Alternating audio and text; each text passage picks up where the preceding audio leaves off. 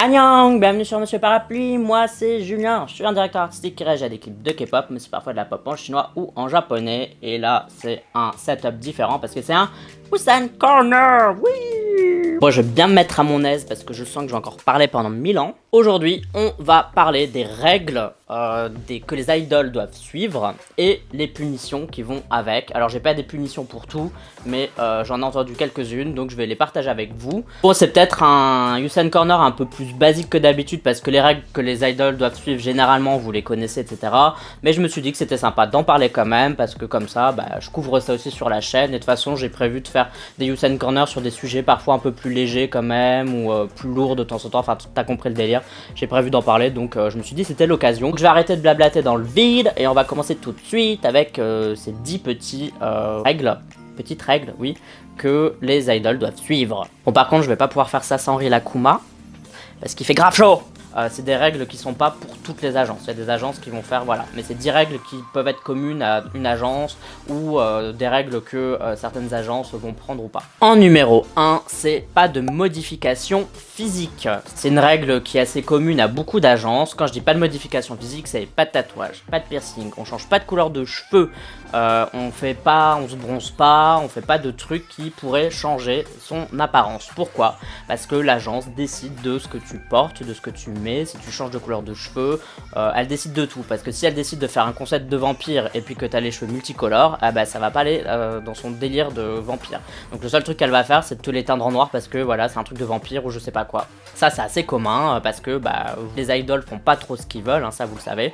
Et voilà, c'est un truc assez commun, c'est que tu ne peux pas te changer corporellement. Après, il y a un petit truc qui change quand même, c'est que Sorn de CLC a dit que par exemple parfois avec les membres ils pouvaient proposer des styles à l'agence, ils pouvaient dire voilà on a envie de faire ce style là, on imagine un truc comme ça pour ce concept là par rapport à la chanson, et puis l'agence peut dire oui ok d'accord vous allez faire ça, etc. Mais c'est quand même l'agence qui a le dernier mot. Si Sorn elle avait dit ce serait bien qu'on soit tout en short et que finalement ils décident que tout le monde soit en pantacourt, malgré que tout le reste soit elles qui ont décidé, elles seront quand même en pantacourt quoi, si tu vois ce que je veux dire. Donc ça c'est la règle numéro 1, c'est pas de modification corporelle physique. 2. Tu ne pourras point sortir, ça c'est une règle qui est pas pour toutes les agences mais pour pas mal d'agences. Généralement quand tu as un petit groupe, tu peux pas vraiment sortir sans autorisation. De toi-même tu peux pas sortir, ça veut pas dire que tu peux pas sortir tout court, c'est-à-dire de toi-même tu peux pas sortir. Les agences doivent savoir et doivent valider tout ce que tu fais. Tu peux pas sortir avec tes potes, tu peux pas faire ci, tu peux pas faire ça. Alors généralement ils laissent sortir les idoles pour Chuseok, le nouvel an lunaire, etc. ou le nouvel an tout court, ou Noël, machin.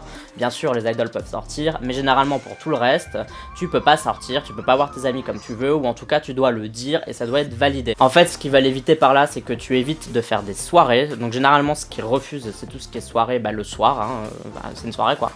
Parce qu'ils ont peur que tu boives, que ton image soit abîmée, que ça fasse clash sur les réseaux sociaux, dans Dispatch, hein, par exemple avec Dispatch, hein, qui est une espèce de magazine de gossip en Corée. Donc c'est pour éviter que ton image soit écornée.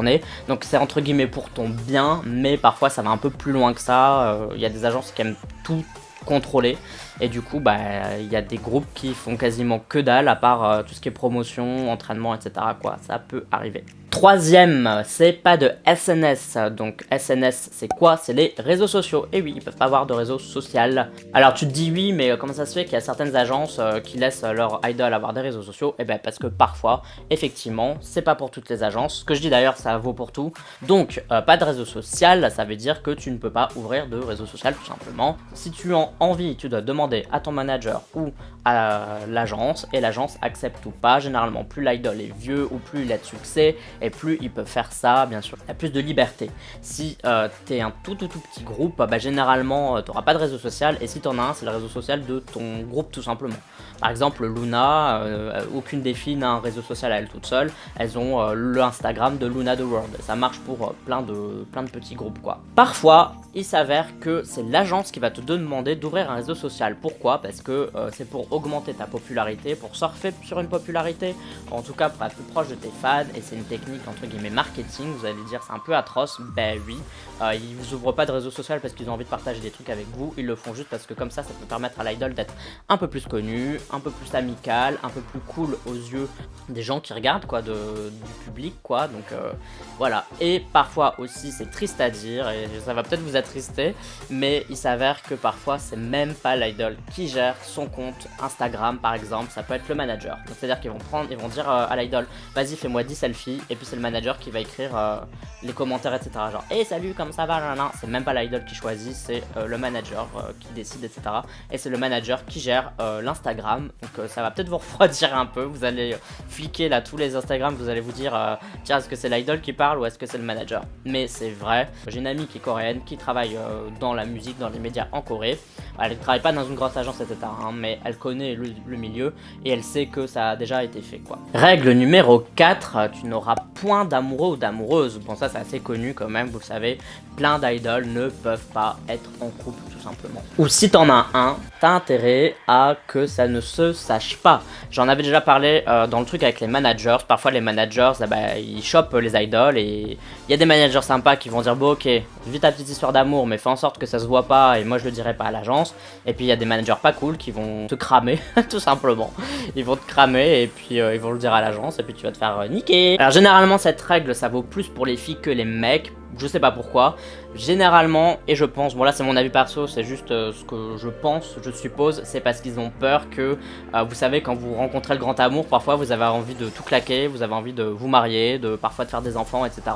Et c'est pour ça que, ils veulent pas trop que les filles se mettent en couple, etc. Parce que généralement, les filles ont plus des réactions inconsidérées par rapport à un truc et surtout par rapport à l'amour. Surtout que, généralement c'est des ados qui n'ont pas vraiment connu l'amour avant, qui ont passé leur vie à s'entraîner, etc. Et puis dès qu'ils se rencontrent quelqu'un, ils se rendent compte de ce que ça fait de aimer et d'être aimé, et du coup ça fait un peu péter les plombs, hein. Pour ceux qui ont déjà été amoureux une fois dans leur vie, vous savez qu'on ferait tout et n'importe quoi par amour. Donc voilà pourquoi c'est généralement interdit. Et est-ce que vous savez quelle punition il pourrait y avoir? Parce que j'ai dit que j'allais parler des punitions et je l'ai pas encore fait jusqu'à maintenant, et là parce que j'en connais une, donc je vais vous révéler ça. Et ce que je vais vous dire, c'est des punitions réelles qui se sont vraiment passées. Deux petites anecdotes. Le premier, c'est un groupe qui est assez connu. Je vais pas vous dire quel groupe parce que j'ai promis à la personne qui m'a filé l'info de pas dire quel groupe c'est, mais vous pouvez peut-être le trouver par rapport aux infos que je vais donner. Donc je dis c'est un groupe assez connu. Je dis pas si c'est un groupe de filles ou un groupe de mecs. Et c'est un groupe qui a fait son comeback avec 2 membres en moins. Les gens se demandaient pourquoi les 2 membres étaient pas là. Et la raison, parce qu'il y en a 2 et c'est 2 raisons différentes pour chaque personne. Première idol était en relation avec quelqu'un qui s'est fait choper par son manager ou par l'agence, et l'agence a décidé comme punition qu'il ferait pas de promotion. Donc vous avez vu jusqu'où ça va quand même. Donc on a dit t'as un mec ou t'as une copine, tu feras pas la promotion pour le prochain comeback et tu seras là pour le comeback d'après. Donc je trouve que c'est un peu hard et un peu dur quand même. Et le second idol qui était pas là dans les promotions du groupe, c'est tout simplement parce que l'agence a vu que cet idol avait grossi. Pour le punir de pas avoir fait attention à sa ligne, on lui a dit écoute, au lieu d'aller faire ton comeback et d'aller t'amuser sur les plateaux télé, tu vas passer ton temps à maigrir. Et c'est une histoire vraie et c'est hyper hardcore je trouve. Mais voilà, c'était une des punitions que je peux vous dire. Une personne qui s'est fait gauler parce que il ou elle était en couple, et l'autre parce que il ou elle avait un peu grossi selon l'agence, et que voilà. La seconde anecdote que je vais vous dire, en fait c'est un groupe qui justement allait faire un comeback ou allait faire ses débuts. Je sais plus trop parce que je me souviens plus du groupe en question, mais bon ça on s'en fout, c'est quelqu'un qui allait sortir un album, un single, ou qui allait faire un clip. Et en fait cet idol était plutôt danseur dans son groupe, et en fait ce qu'ils ont fait, c'est que donc il ou elle avait une petite histoire amoureuse avec quelqu'un d'autre, ça c'est su. Et donc ce danseur qui avait un break de dance, on lui a enlevé, on l'a donné à quelqu'un d'autre, et il avait plusieurs lignes de chants, donc vous savez la line distribution, on les a réduites de 3/4, donc c'est-à-dire que s'il en avait 4, il avait plus qu'une seule ligne de chant, tout simplement. Donc je sais pas combien il ou elle avait de lignes à la base, mais vous divisez, hein, vous faites 75%, voilà, il restait plus que 25%, quoi, un quart de ligne. Ça a été sa punition, c'est hyper hardcore et c'est une histoire vraie, donc parfois vous vous dites ah mais c'est dégueulasse, lui il a pas de line distribution, bah sachez que pour ce groupe-là, la raison c'était ça. Je dis pas que c'est cette raison-là pour tous les groupes, hein, parfois ça pourrait être pour d'autres raisons, mais en tout cas pour ce groupe-là en question, c'était ça, et je trouve aussi que c'est assez hardcore parce que bah vous savez que c'est hyper dur d'être populaire avec son groupe, et puis au sein du groupe, tout le monde a envie d'être le bias, le préféré. Ah bah voilà, là c'était un peu la punition, c'était genre bah ça va être difficile que tu sois le préféré du public si on te voit pas beaucoup à la caméra et si tu chantes pas beaucoup, n'est-ce pas? Voilà, c'est un peu hardcore mais that's the truth. Cinquième règle, c'est le régime indirect. Comme vous le savez, les idoles doivent faire des régimes et pour pas mal d'agences, c'est du régime indirect. Un régime direct, c'est ton manager, c'est l'agence qui te dit tu dois perdre du poids, perds du poids. En gros, on te dit franchement, fais un régime. Ça arrive, mais vous savez que c'est de plus en plus mal vu parce que bah justement, t'es pas censé demander à quelqu'un des trucs comme ça. Enfin, moi je trouve que c'est un peu limite, mais bon, soit. Chacun aura son avis là-dessus. Et maintenant, donc, ce qu'ils font, c'est qu'ils sous-entendent que tu dois faire un régime. Parce que parfois, les idoles disent ah, mais à moi, on m'a jamais demandé de faire de régime. Ce qui est vrai, mais en fait, c'est les managers et l'agence fait des sous-entendus pour que de toi-même, tu fasses un régime. Par exemple, on va te dire fais attention à ta ligne, ne mange pas de fast-food, ce n'est pas bon pour toi, ne bois pas trop d'alcool. C'est des trucs logiques, hein, entre guillemets, même nous on pourrait se dire ça, mais s'ils disent ça, c'est pas de manière tout à fait innocente. Ils te disent pas ça pour que tu fasses attention à toi, ils te disent ça en mode mais qu'est-ce que les gens vont dire s'ils voient que tu es un peu grossi? Genre, qu'est-ce que ton public va te dire? Tu sais, ton public, il est habitué à te voir à ton poids comme à tes débuts, où tu étais très mince. Ce serait bizarre qu'ils ne te reconnaissent plus. Genre, pour 5 kilos, tu vois, mais bon. C'est un peu hardcore quand même, mais vous voyez, c'est des petites phrases comme ça, qui sont un peu malsaines pour que l'idol se dise « Ah oui, c'est vrai, j'ai pas trop envie que les gens me reconnaissent pas, etc. » Alors que concrètement, on va toujours le reconnaître avec 5 kilos en plus ou pas, quoi. Mais bon, voilà. Et dans certaines agences, dès le matin, on va te demander de te peser.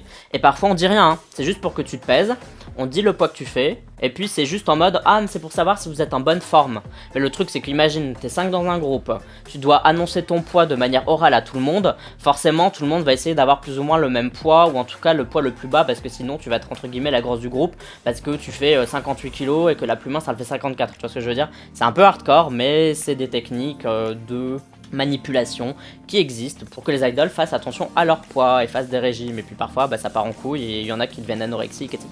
Et ça c'est pas bien du tout. Sixième petite règle, c'est de vérifier ton téléphone. Parfois les idoles ont même pas le droit d'avoir un téléphone, hein, mais quand t'as un téléphone, parce que généralement pour tes amis, etc., eh ben, tu dois le donner quand on te le demande, tout simplement. Pourquoi ils font ça? Parce qu'ils veulent vérifier si t'es en couple, si t'envoies des messages à des hommes, qu'est-ce que tu fais de ton temps, nanani nanana, qu'est-ce que t'as fait sur ton téléphone, quelles sont les applications que tu utilises, est-ce que t'as un réseau social alors qu'on t'invite pas à en avoir un. C'est-à-dire que le manager a droit, c'est vraiment dans des clauses de contrat, et te dit donne-nous ton téléphone, et tu dois donner ton téléphone, et le manager vérifie ce qu'il y a dedans, tout simplement. Si le manager trouve un truc qui lui plaît pas, t'as intérêt à avoir une bonne excuse si t'as fait un truc pas bien, t'as intérêt à bien cacher ton truc. Par exemple, en gros, t'envoies un message à ton père, eux, ils voient juste que t'as envoyé un message à un nom masculin. Donc ils veulent savoir si c'est ton père, si c'est vraiment ton père, tu dois prouver que c'est ton père, si c'est pas un mec, parce que quand tu dis moi aussi je t'aime, imaginons, ah bah le manager il devient fou parce qu'il pense que t'es en couple et tout, enfin vous voyez le délire, hein, ça peut partir super loin.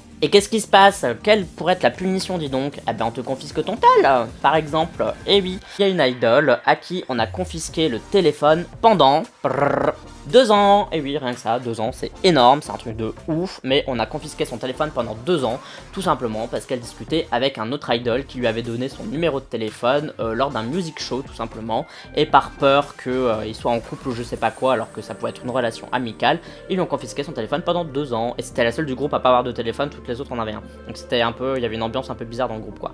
Et d'ailleurs, une autre punition qu'il peut y avoir, et ça vaut pour quasiment toutes les règles de cette liste, généralement, on essaye de te blinder de choses à faire dans ton emploi du temps pour éviter que tu fasses des conneries, tout simplement. C'est-à-dire que si t'as plein de trucs à faire, ah bah t'as pas le temps d'aller sur ton téléphone, t'as pas le temps d'aller voir des gens, t'as pas le temps d'aller faire des soirées, t'as pas le temps de t'occuper d'un réseau social, parce que t'as toujours des interviews à faire, t'as toujours des entraînements à faire, etc. Ça, ce qu'ils font, c'est que par exemple, les managers, au lieu de laisser souffler leur idol, ils leur donnent 1 milliard de trucs à faire pour justement contrôler ce qu'ils font tout le temps. C'est aussi un peu dur, mais c'est une règle ou une punition qu'ils peuvent donner à un idol. Donc un truc qui va en lien avec cette règle du téléphone, c'est la règle numéro 6 ou 7, là je sais plus, j'ai arrêté de compter en fait, je suis un peu perdu, mais je mettrai le chiffre.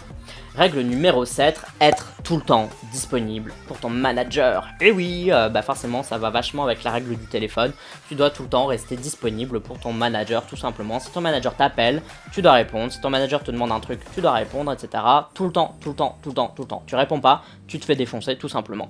Et quand je dis à quelle heure il t'appelle, le gars peut t'appeler à 2h du matin. Pourquoi il t'appellerait à 2h du matin? Tu te dis, eh bah pour être sûr que tu sois pas en soirée, pour être sûr que tu sois pas en train de faire je sais pas quoi, tu dois dire, qu'est-ce que tu fais là maintenant? Et toi t'es là, bah je suis dans mon lit, j'essaye de dormir, espèce de trou du cul, j'aimerais bien dormir, fous-moi la paix. Bon bien sûr elle dira jamais ça parce que sinon tu te fais engueuler, mais tu vois un peu le délire. C'est le manager va s'assurer que tu sois là, là où tu es censé être. Et comme je l'ai déjà dit dans ma vidéo sur les managers, parfois les managers eux aussi font des grosses soirées, un peu de business entre guillemets, pour que l'idol puisse avoir des promotions, etc., puisse avoir des trucs, des petits avantages. Et parfois les soirées ça peut durer très tard, jusque 4h, 5h du matin, voire jusqu'au petit matin quoi. Et du coup, bah, si le manager il sort de bar à 6h du matin qu'il a envie de t'appeler, voilà.